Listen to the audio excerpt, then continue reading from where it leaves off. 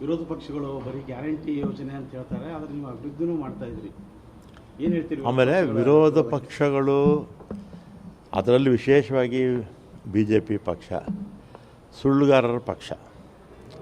ಸುಳ್ಳು ಹೇಳೋದ್ರಲ್ಲಿ ಈ ಪ್ರಪಂಚದಲ್ಲೇ BJPಯವರಷ್ಟು ನಿಸ್ಸೀಮರು ಯಾರೂ ಇಲ್ಲ.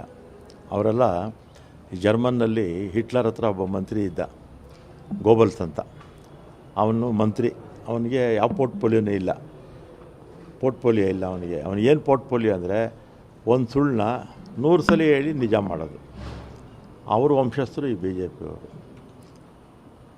ಅವ್ರ ವಂಶಸ್ಥರು. ಈಗ ನರೇಂದ್ರ ಮೋದಿಯವರು ಪ್ರಧಾನಮಂತ್ರಿ ಆದಮೇಲೆ 140 ಲಕ್ಷ ಕೋಟಿ ಸಾಲ ಮಾಡಿದ್ದಾರೆ.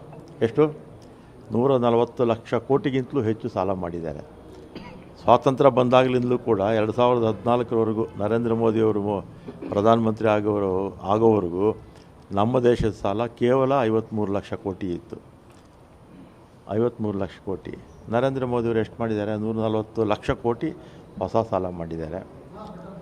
ಆಮೇಲೆ ಹೇಳಿ ಕೇಳಿ ಇವತ್ತು ಜನಾಕ್ರೋಶ ಏನೋ ಕಾರ್ಯಕ್ರಮ ಹಾಕ್ಕೊಂಡು ವಿಜೇಂದ್ರ ಅವರು ಮತ್ತು ಅಶೋಕ್ ಅವರು, ನಾರಾಯಣ ಸ್ವಾಮಿ ಅವರು ಎಲ್ಲ ಬಿಡುವಾಗಿದ್ದಾರೆ. ಈಗ ವಿಪಕ್ಷದಲ್ಲಿದ್ದಾರಲ್ಲ, ಎಲ್ಲ ನೆನ್ನೆ ಮೈಸೂರಿಗೆ ಹೋಗಿ ಪ್ರತಿಭಟನೆ ಮಾಡಿದ್ದಾರೆ.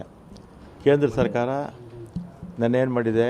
ಗ್ಯಾಸ್ ಬೆಲೆ 50 ರೂಪಾಯಿ ಜಾಸ್ತಿ ಮಾಡಿದ್ದಾರೆ. ಪೆಟ್ರೋಲ್ ಮೇಲೆ, ಡೀಸೆಲ್ ಮೇಲೆ 2 ರೂಪಾಯಿ ಸುಂಕ ಹಾಕಿದ್ದಾರೆ. ಅದನ್ನು ಯಾರಿಗೆ ಕಡಿಮೆ ಮಾಡಬೇಕಾಗಿತ್ತು?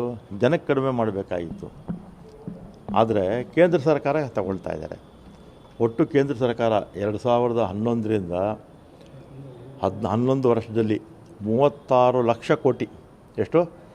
36 ಲಕ್ಷ ಕೋಟಿ 36.50 ಲಕ್ಷ ಕೋಟಿ ಸುಂಕ ವಸೂಲಿ ಪೆಟ್ರೋಲು ಡೀಸೆಲಿಂದ ಮಾಡಿಕೊಂಡಿದೆ. ಸುಲಿಗೆ ಮಾಡ್ತಾಯಿದೆ ಕೇಂದ್ರ ಸರ್ಕಾರ. ಒಂದು ಕಡೆ ರಾಜ್ಯ ಸರ್ಕಾರ ಬೆಲೆ ಏರಿಕೆ ಆರೋಪ ಮಾಡಿ ಜನಾಕ್ರೋಶ ಯಾತ್ರೆ ಮಾಡೋ BJPಯವರು, ಮತ್ತು ಅಡುಗೆ ಅನಿಲ ಮತ್ತು ಡೀಸೆಲ್ ರೇಟ್ ದರ ಏರಿಕೆ ಮಾಡೋದು, ಅದಕ್ಕೆ ಈಗ ನಮ್ಮ ವಿರುದ್ಧ ಅವರು ಜನಾಕ್ರೋಶ ಕಾರ್ಯಕ್ರಮ ಹಾಕಿದ್ರಲ್ಲ, ಅದಕ್ಕೆ ನಾನು ವಿಜೇಂದ್ರ ಅವರಿಗೆ ಮತ್ತು ಅಶೋಕ್ ಅವರಿಗೆ, ನೀವು ನಮ್ಮ ಮೇಲೆ ರಾಜ್ಯ ಸರ್ಕಾರದ ಮೇಲೆ ಏನು ಮಾಡೋಕ್ಕೆ ಹೊರಟಿದ್ರಲ್ಲ, ಅದನ್ನು ಕೇಂದ್ರ ಸರ್ಕಾರ ನಿಮ್ಮ ತಾಕತ್ತಿದ್ರೆ ಕೇಂದ್ರ ಸರ್ಕಾರ ವಿರುದ್ಧ ಹೋರಾಟ ಮಾಡಿ ಅಂತ ಅವ್ರಿಗೆ ಹೇಳ್ತೀನಿ.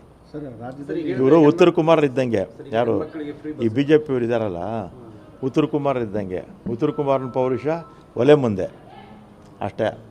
ಆಮೇಲೆ ನಮ್ಮ ರಾಜ್ಯದ ನೆಲ, ಜಲ ಅಥವಾ ನಮ್ಮ ರಾಜ್ಯ ಸರ್ಕಾರಕ್ಕೆ ಏನು 5 ಕೋಟಿ ಪ್ರತಿ ವರ್ಷ 5 ಲಕ್ಷ ಕೋಟಿ GST ಹೋಗುತ್ತಲ್ಲ, ಅದಕ್ಕೆ ಪೂರಕವಾಗಿ ಅವ್ರು ಎಷ್ಟು ಕೊಡ್ತಾರೆ? ನಮಗೆ 13 ಪೈಸೆ ಅಷ್ಟು ಕೊಡ್ತಾರೆ.